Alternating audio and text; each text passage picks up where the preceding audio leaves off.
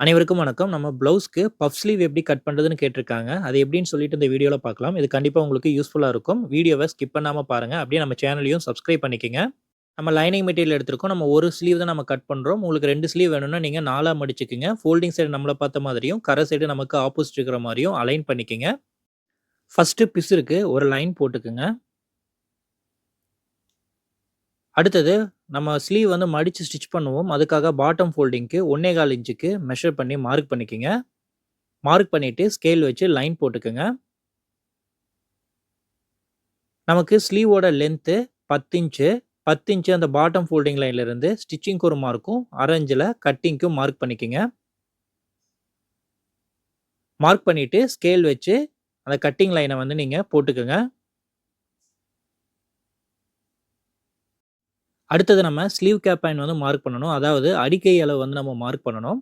அது எப்படின்னா, upper chest வேல்யூவ 10ஆல டிவைட் பண்ணுங்க. நமக்கு அப்பர் செஸ்ட் வேல்யூ 35 இன்ச்சு. 10ஆல டிவைட் பண்ணா நமக்கு 3 இன்ச் வரும். அந்த கட்டிங் பாயிண்ட்ல இருந்து 3 இன்ச்சுக்கு மார்க் பண்ணிக்கங்க. மார்க் பண்ணிட்டு ஸ்கேல் வச்சு ஒரு லைன் போட்டுருங்க. இது வந்து அந்த கையோட அடிக்கை அளவு. இப்படிதான் நீங்க மார்க் பண்ணணும். அடுத்தது நம்ம ஆர்ம் ஹோல் அளவு வந்து நம்ம மார்க் பண்ணணும். நமக்கு ஆர்ம் ஹோல் ரவுண்ட் அளவு 16 இன்ச்சு. 16 இன்ச்ச நம்ம 2ஆல டிவைட் பண்ணா நமக்கு 8 இன்ச் வரும். எப்பவுமே நம்ம ஆர்ம் ஹோல் ரவுண்ட் அளவு வேல்யூவ 2ஆல தான் டிவைட் பண்ணணும். நமக்கு ஃபோல்டிங்ல இருந்து அந்த ஆர்ம் ஹோல் அளவு வந்து நம்ம மார்க் பண்ணணும். 8 இன்ச் வந்து நீங்க மார்க் பண்ணிக்கங்க. அதிலிருந்து 1 இன்ச் மைனஸ் பண்ணி நீங்க மார்க் பண்ணிக்கங்க. இப்போ 1 இன்ச் மைனஸ் பண்ணி மார்க் பண்ண பாயிண்ட்ல இருந்து 1 1/2 இன்ச் சைடு எக்ஸஸ் துணிக்காக நீங்க மார்க் பண்ணிக்கங்க. அடுத்து நம்ம ஸ்லீவ் ஹோல் ரவுண்ட் அளவு வந்து மார்க் பண்ணணும். நமக்கு ஸ்லீவ் ஹோல் ரவுண்ட் அளவு 12 1/2 இன்ச். 12ல பாதி 6 1/4 இன்ச்சுக்கு மார்க் பண்ணிக்கங்க. அதிலிருந்து 1 1/2 இன்ச் சைடு எக்ஸஸ் துணிக்காக மார்க் பண்ணிக்கங்க. இப்போ மார்க் பண்ணிட்டு நம்ம இந்த பாயிண்ட்டையும், இந்த பாயிண்ட்டையும் நீங்க லைன் போட்டு கனெக்ட் பண்ணிக்கங்க. அதுதான் நமக்கு ரெடி அளவு.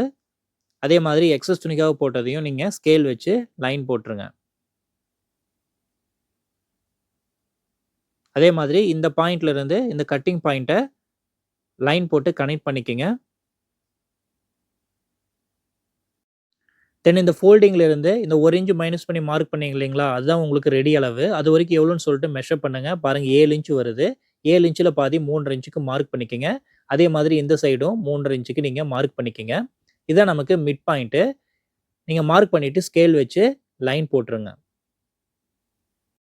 அடுத்தது நம்ம ஃப்ரண்ட் அண்ட் பேக் சைடு வந்து நம்ம கர்வ் வரையணும். அதுக்காக இந்த மிட் பாயிண்ட்ல இருந்து 1/2 இன்ச்சுக்கு மார்க் பண்ணுங்க. இது பேக் சைடுக்கு.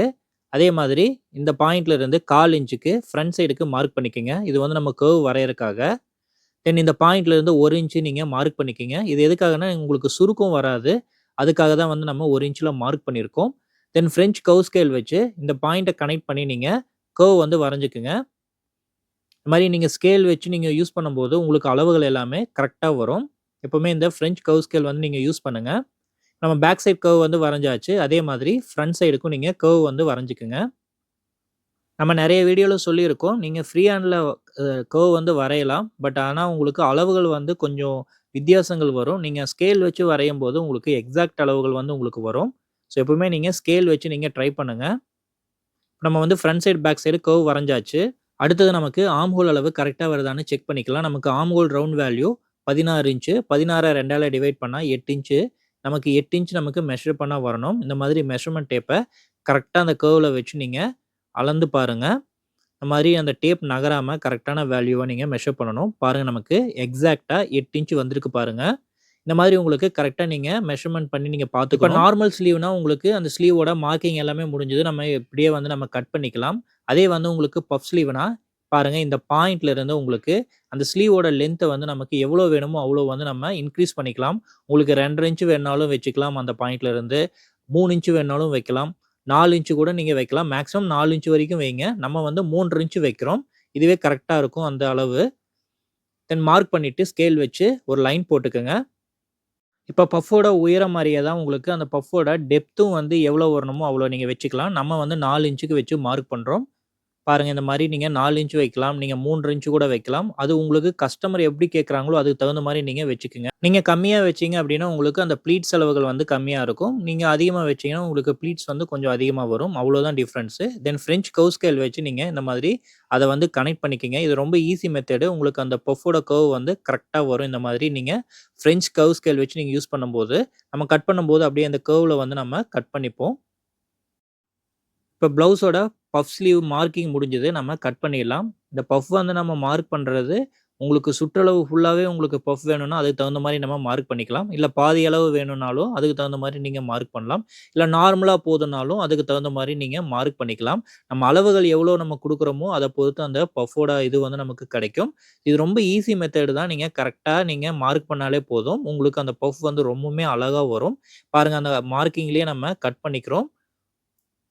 இன்னும் டீப் கால்குலேஷன் யூஸ் பண்ணி நம்ம பஃப் ஸ்லீவ் கூட கட் பண்ணலாம். பட் ரொம்ப கால்குலேஷன் யூஸ் பண்ணா, சில சமயங்கள்ல அண்டர்ஸ்டாண்ட் பண்ணிக்க முடியாது. அதனால தான் எளிய முறையில எப்படி நம்ம பஃப் ஸ்லீவ் வந்து கட் பண்றதுங்கிறத இந்த வீடியோல நம்ம சொல்லிக் குடுத்துட்டுருக்கோம். இந்த இடத்துல வந்து ஒரு அர்கட் பாயிண்ட் வந்து போட்டுக்கங்க.